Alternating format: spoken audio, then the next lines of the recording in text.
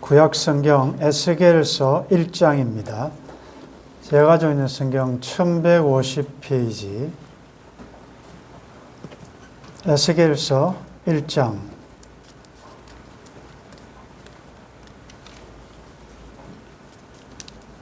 1장 1절에서 14절 말씀까지 오늘 보겠습니다. 자, 1절, 2절을 우리 같이 읽겠습니다. 30째 해 넷째 달 초 닷새에 내가 그발강가 사로잡힌 자 중에 있을 때에 하늘이 열리며 하나님의 모습이 내게 보이니 여호야긴 왕이 사로잡힌 지 5년 그 달 초 닷새라. 여기까지 인도하신 하나님 한번 찬양하겠습니다. 할렐루야.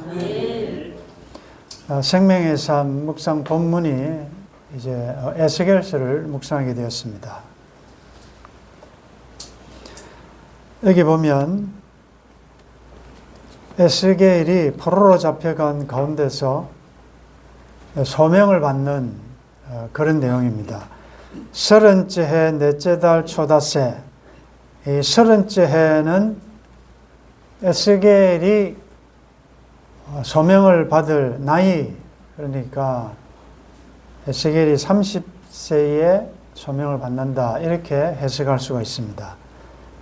율법에 의하면 30세가 되어야 제사장 또 선지자 역할을 할 수 있다는 말씀. 요셉이 30세에 총리 대신이 되지요. 예수님께서 30세에 공생애를 시작하셨습니다. 그래서 소명을 받을 때는 에스겔이 30세 되던 해였다. 그 장소는 그가 그발강가 사로잡힌 자 중에 있었다. 이때는 바벨론에 의해서 바벨론의 2차 침공 때 많은 백성들이 포로로 잡혀갔는데 에스겔도 그 중에 한 사람입니다. 지금 자연재해로 많이 고통을 당하고 있는데 믿는 자나 믿지 않는 자나 일반적인 자연적인 현상에 혜택이나 또 어려움은 동일하게 받습니다. 믿는 사람이라고 자연재해에서 제외되는 것도 아니고, 마찬가지로 햇빛과 비를 의인과 악인들에게 동일하게 베푸시듯이, 어찌 보면 에스겔은 제사장 가문에서 태어났는데 그의 잘못이 아닐 수도 있지만 열조의 죄악으로 인해서 이스라엘에 대한 하나님의 징계, 하나님의 심판이 있을 때 그도 그 포로 가운데 한 사람이었다는 사실을 생각하면서 오늘 우리가 여러 가지 일을 당할 때 항상 생각하셔야 될 것은 하나님의 자연적인 일반적인 섭리 가운데서는 나의 잘못과 상관없이 어려움 당할 수 있다는 것을 여러분들이 인정하셔야 돼요. 왜 나는 잘못이 없는데 이런 어려움을 당해야 되느냐, 그런 어떤 열애사상, 특혜사상을 우리가 피해야 됩니다. 그가 그발강가 사로잡힌 자 중에 포로 중에 있을 때에, 따르겠습니다. 하늘이 열리며, 다시 하늘이 열리며, 하나님의 백성들 입장에서는 하나님의 임재의 상징인 예루살렘이 포위당하고 예루살렘이 무너진다는 것은 상상을 할 수 없는 일입니다. 왜냐하면 그 당시에는 하나님은 하나님의 백성들의 땅, 특별히 예루살렘 성전에만 계신 줄 알았기 때문에 그들이 지금 이방 나라의 포로로 잡혀왔다는 것은 이건 상상을 못하는 겁니다. 그들의 잘잘못을 떠나 그들이 가지고 있던 상식적으로 보면 어디까지 생각할 수 있는가 하면, 우리가 믿던 신인 그 여호와 야훼 하나님께서 바벨론의 신에게 패하셨는가? 아니면 하나님은 안 계신가? 심지어 어떻게 하나님의 백성들이 이방의 포로가 될 수 있는가? 우리가 시편 137편에 보면 그발 강가, 아마 이곳에서 포로로 잡혀온 하나님의 백성들이 단체로 숙식을 하면서 그곳에서 유라데 강에 연결된 이 대운하 건설에 동원되었던 것 같아요. 그래서 그들이 예루살렘을 바라보며 검은고를 나무에, 버드나무에 걸쳐놓고 노래하는 장면, 바벨론 강가에서 노래하는 장면, 그때를 그리워하며 하나님께 예배하던 그 시절을 그리워하면서 참 포로의 애환, 그런 경험을 하고 있는 바로 그때에 하늘이 열렸다. 이것도 또 충격적이다.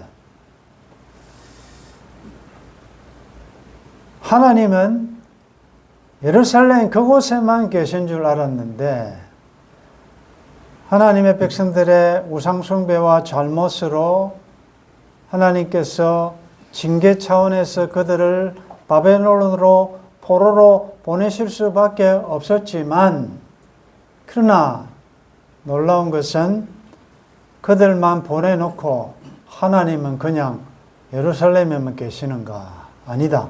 하나님은 여기 포로로 잡혀와 있는 이곳에도 계신다는 것이죠. 하늘이 열렸다는 게 그 의미 아니겠습니까? 하늘이 어떻게 열리고 닫힙니까? 성경에서 이런 표현은 하늘이 닫혔다는 것은 하나님 말씀이 끊어졌고 하나님께서 은혜를 베풀지 않고 이런 의미에서 닫혔다라는 표현을 썼고, 하늘이 열린다는 것은 우리 성경의 몇 군데를 보면 특별히 비상한 때, 특별한 경우에 하나님께서 하늘을 여시고 하나님을 계시하시는데, 예수님께서 이 땅에 오셔서 사역을 하실 때 세례 요한에게 세례를 받으시고 요단강에서 올라오실 때 하늘이 열렸습니다. 하늘이 열리면서 하늘에서 음성이 들렸죠.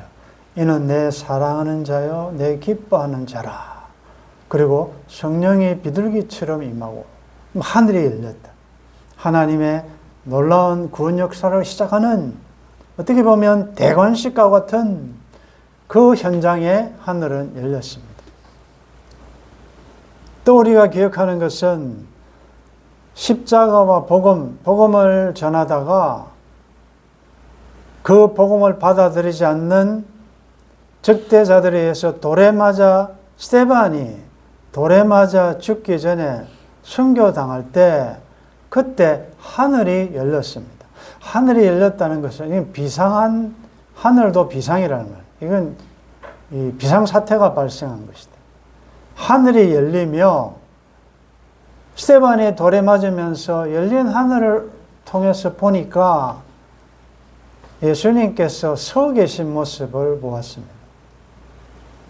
그래서 초대교회 최초의 순교의 제물로 스데반 왕관, 면류관, 그 이름에 걸맞는 최초의 순교자를 받으시기 위하여 하늘을 여시고 앉아 계셨던 그 주님이 서셔서 그 영혼을 받으시기 위하여 서 계신 모습, 그때 하늘이 열렸습니다. 우리가 지금 요한계시록을 강의하고 있는데 사도 요한이 복음 때문에 중범죄자들만 가는 밤모섬에 유배되었습니다. 아무도 찾아오지 않는 외롭고 고독하고 쓸쓸한 곳입니다. 나의 소망과 기대와 꿈은 이 섬에서 끝났는가라고 생각하며, 그러나 여전히 그는 하나님 앞에 경배하며 예배하는 그 어느 주일날, 주의 날에 하늘이 열렸습니다. 하늘이 열리고 하늘을 보니까 보좌에 앉으신 하나님 앉아 계시고, 그리고 하늘로부터 음성이 들려서, 그래서 열린 하늘을 통하여 보여주시고 들려주신 그 말씀과 이상을 기록한 책이 요한계시록 아닙니까? 오늘 이 말씀을 통하여 바벨론으로 포로로 잡혀간 그곳에 하늘을 여시고 하늘의 이상을 보여주셨다는 사실은 오늘 여러분들의 삶의 현장이 내 꿈은 사라지고 보이지 않는 감옥에 갇힌 것 같은 그발강가와 같은 상황일지라도 그때는 특별히 하나님께서 하늘을 여시고 여러분들을 찾아오시며 말씀으로 찾아오실 줄 믿습니다. 그렇다면 특별히 포로로 잡혀간 것 같은 고난의 상황에는 눈을 들어 뭘 봐야 되느냐? 신세를 한탄하고 내가 왜 이렇게 됐느냐? 왕년에 나는 잘 나갔는데 지금은 이게 뭐냐? 한탄하며 후회하며 누구를 탓하며 그럴 것이 아니고 전후 사방은 막힌 것 같지만 바로 그때가 하늘을 볼 때 전후 사방은 막혀도 하늘은 열려 있는 줄 믿습니다. 너무 바빠서 그동안에 땅의 일에만 땅만 보다가 하늘을 보지 못했는데 하나님께서는 때때로 하늘에서 온 자들, 하늘로 돌아갈 천국 시민권자 하나님의 백성들에게는 때때로 하늘을 보기 위하여 여러분들에게 여러 가지 삶의 피곤함과 공고함과 어려움을 줄 수가 있습니다. 돼지가 하늘을 볼 수 있는 유일한 때는 넘어졌을 때라고 그러죠. 항상 땅만 보고 있다가 그가 넘어졌고 누워 있을 때 그때야만 하늘을 볼 수 있다는 거예요. 때때로 여러분들의 꿈이 깨어져야 여러분들이 실패를 해야 그런 어려움을 통하여 하나님은 여러분들의 눈을 들어 하늘을 보게 하신다. 하나님 놀라운 신비입니다. 사로잡힌 자 중에 있을 때에 하늘이 열리며 하나님의 모습이 내게 보이니 오늘 1절에서 14절까지 말씀은 앞으로 에스겔을 통하여 하나님께서 하실 메시지가 있는데 제일 처음 소명을 주시기 위하여 첫 번째 하시는 일은 하나님이 누구신가를 보이십니다. 여러분들 어려울 때에 하나님께서 제일 먼저 여러분들이 하시는 작업은 여러분들의 상황과 환경을 해석하고 자꾸 설명하고 이해하려고 하지 말고 하나님이 누구신가를 보게 하십니다. 하늘에 하나님의 모습이 보인다. 자, 그 모습이 2절에 보면 여호야긴 왕이 사로잡힌 지 5년 유다의 마지막 왕 이스라엘의 마지막 왕 여호야긴의 5년째네. 포로로 잡혀간 지 5년째. 3절 읽습니다. 같이 갈대아 땅 그발강가에서 여호와의 말씀이 부시 아들 제사장 나 에스겔에게 특별히 임하고 여호와의 권능이 내 위에 있으니라. 갈대아 땅 바벨론 땅입니다. 그발강가에서 여호와의 말씀이 부시의 아들 제사장 나 에스겔에게 특별히 임했다. 하나님의 말씀이 보통 임하는데 특별히 힘들고 어려울 때는 특별한 하나님의 말씀이 임합니다. 그래서 여러분들이 어려움 당할 때는 하나님이 주시는 특별한 말씀이 있어요. 그 특별한 말씀을 보고 듣고 붙잡으셔야 돼요. 하나님께 내 귀를 여시고 특별히 평소에는 보통 이렇게 말씀하시지만 그때는 특별한 어떤 메시지가 나에게 있다. 다 있다고. 여러분 각자에게. 에스겔이라는 이름의 뜻은 하나님께서 강하게 하신다라는 말이에요. 에스겔 선지자는 앞으로 하나님의 백성들을 향한 심판과 책망을 외쳐야 되고, 그러나 그 책망의 끝은 해피엔드로 끝날 회복까지도 말씀해야 됐기 때문에 하나님께서는 그를 세울 때에 하나님께서 강하게 하신다. 여러분들, 하나님께서 여러분들에게 소명을 주시고 여러분들이 광야를 지날 때에 여러분들에게만 주지 않고 여러분들의 힘으로만 걸어가게 하지 않고 하나님의 감당할 수 있는 힘과 능력을 주실 줄 믿습니다. 내 힘만 의지하면 피할 수밖에 없지만 날 대신하여 싸우시고 나와 함께 하시는 성령님, 힘으로 능으로 되지 않지만 성령님이 도와주시면 가능하다. 그래서 성령을 보내주셨잖아요. 오늘의 에스겔 여러분들, 하나님이 지금 당하고 있는 어떻게 보면 감당치 못할 어려움이라고 생각하는 그것도 감당할 능력을 주실 줄 믿습니다. 하나님이 강하게 하신다. 하나님이 단련하신다. 그 에스겔이라는 뜻이라고. 그 에스겔에게 특별히 임하고 말씀과 함께 여호와의 권능이 내 위에 임하니라. 앞으로 사역을 감당하도록 하나님의 능력이 그 위에 있다는 거예요. 이걸 보실 수 있어야 돼요. 나는 힘이 없고 연약하고 나는 깨어졌지만 열린 하늘을 통하여 나를 통하여 하실 하나님의 능력이 나와 함께 하고 계신다는 거죠. 4절, 5절 같이 읽겠습니다. 내가 보니 북쪽에서부터 폭풍과 큰 구름이 오는데 그 속에서 불이 번쩍번쩍하여 빛이 그 사방에 비치며 그 불 가운데 단쇠 같은 것이 나타나 보이고 그 속에서 내 생물의 형상이 나타나는데 그들의 모양이 이러하니 그들에게 사람의 형상이 있더라.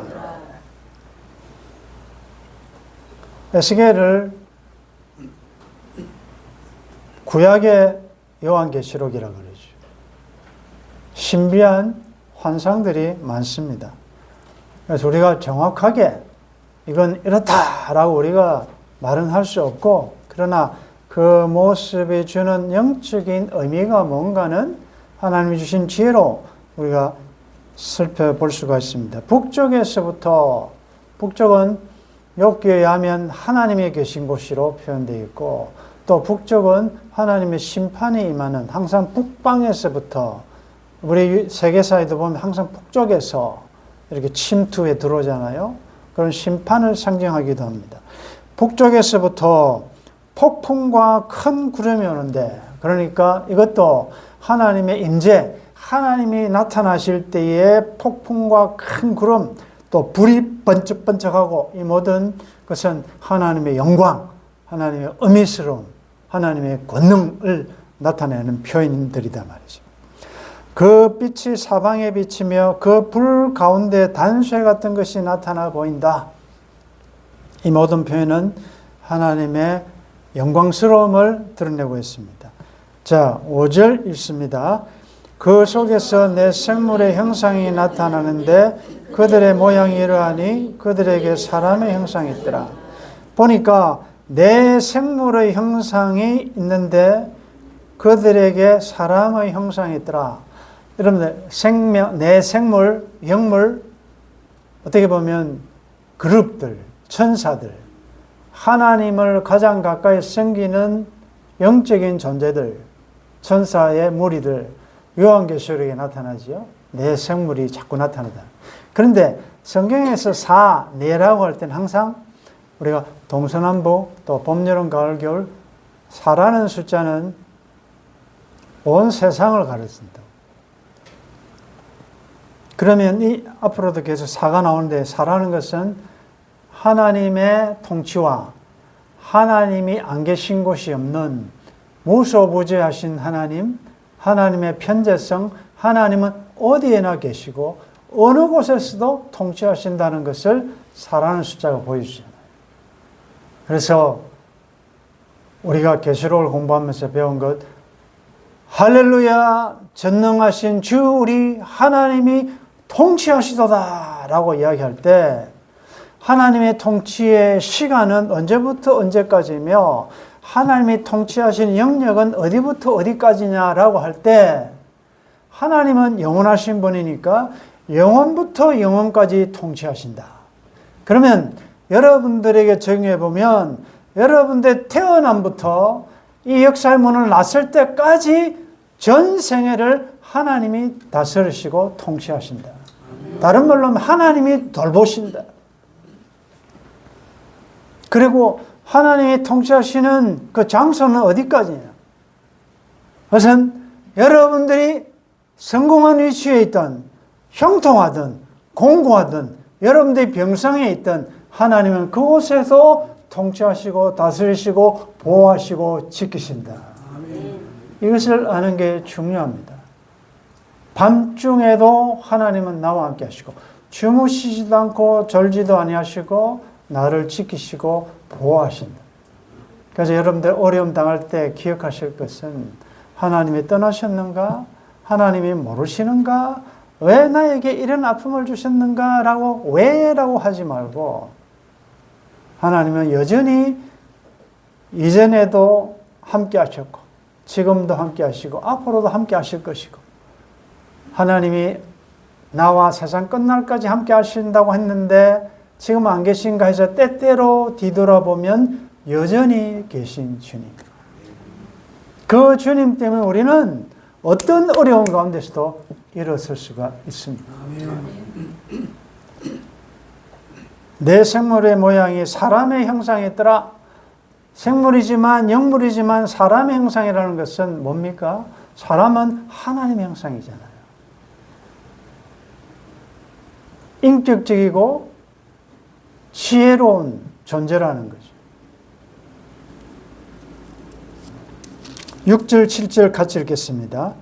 그들에게 각각 네 얼굴과 네 날개가 있고 그들의 다리는 고전다리요 그들의 발바닥은 송아지 발바닥 같고 광랭구리같이 빛나며. 자, 8절 9절 같이 읽습니다. 그 사방 날개 밑에는 각각 사람의 손이 있더라. 그 네 생물의 얼굴과 날개가 이러하니 날개는 다 서로 연하였으며 갈 때는 돌이키지 아니하고 일찍 앞으로 곧게 향하며. 너무 좀 어려운 이야기들, 아주 SF를 보는 것 같습니다.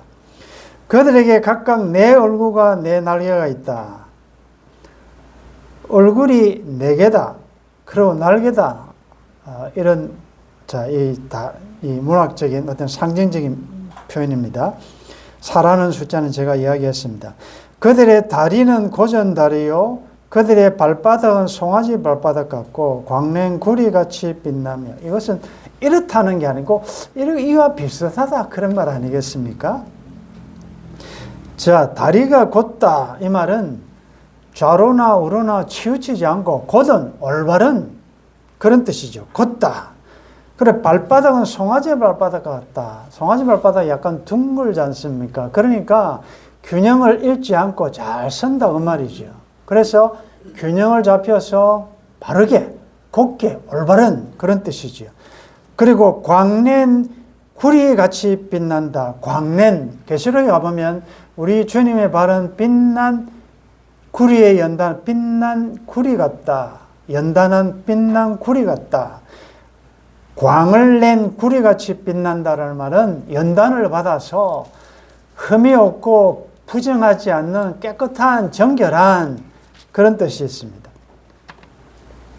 그 사방 날개 밑에는 각각 사람의 손이 있더라. 날개가 있고 이 손이 있다는 것은 내 생물이 하나님을 보좌하며 하나님을 섬기는 자들이라고 그러지 않습니까? 손이 있다는 건 손은 뭡니까? 하나님의 손과 발이 되어서 섬긴다는 그런 의미죠. 그 네 생물의 얼굴과 날개가 이러한데 날개는 서로가 연결되어 있다. 중요한 것은 우리 성도들은 다양성 여러 가지 각자 개성이 있고 스타일이 있고 자기 취향이 있지만 이게 다 몸된 즉 머리된 예수 그리스도에 연합되어 있다. 우리는 다양성이지만 항상 그리스도를 중심으로 통일성을 가지고 있다. 그러니까 다 자유한 것 같지만 또 질서가 있는 것입니다. 이 다 연결되어 있다는 것은 에베소 표현에 의하면 우리는 그리스도의 몸의 각 지체 부분, 이 마디마디가 다 연결되어서 한 몸을 이루었다. 따로 보면 우리 몸에 다양한 지체가 있지만 따로 있으면 죽잖아요. 다 연결되어 있다. 그런 표현이죠. 날개는 다 서로 연결되어 있고 갈 때에는 돌이키지 아니하고 일제히 앞으로 곧게 행한다. 갈 때에는 돌이키지 아니하고 일제히 앞으로 내 생물이 똑같이 왜? 연결되어 있기 때문에. 이건 교회가 하나님의 백성들이 성도들이 어떤 삶을 살아야 되는 것을 이야기하고 있습니다. 나중에 가보면 그 안에 왜 이것이 다양한 내 생물인데도 이것이 왜 뒤로 돌아보지 않고 앞으로 바로 꼭 가느냐. 그건 그 안에 영이 인도하는 대로. 그러니까 성령이 그 안에서 역사하시기 때문에 우리는 다양하지만 뒤를 돌아보지 않고 앞으로 곧게 갈 수 있다는 거죠. 자, 이 말씀을 통하여 일제히 앞으로 곧게 행한다. 돌이키지 아니한다. 여러분들 no turning back. 주님 따라가면서 하나님이 함께 하신 하나님의 백성들은 애굽을 뒤돌아보면 안 되고 소돔을 나왔으면 뒤돌아보면 소금 기둥 되잖아요. 쟁기를 잡고 뒤로 돌아보는 자는 하나님 나라에 합당하지 않다. 여러분들 이미 떠난 애굽과 바벨론을 왜 자꾸 뒤돌아봅니까? 그건 맞지 않다. 하나님 백성들은 표대를 향하여 천성을 향하여 날마다 앞으로 나아가야 될 줄 믿습니다. 자, 여러분들의 지금 삶은 어떻습니까? 가다가 힘들면 뒤돌아봅니까? 그때가 좋았다. 왕년이 좋았다. 야, 내 세상에서 그때 잘 나갈 때, 사업 잘 될 때, 그걸 왜 자꾸 생각하냐? 앞으로, 뒤에 것은 잊어버려. 앞으로 일제히 천성을 향하여 앞으로, 천성을 향하여 앞으로 가는 여러분들의 신앙이 될 수 있기를 바랍니다. 10절 갈쳐 있습니다.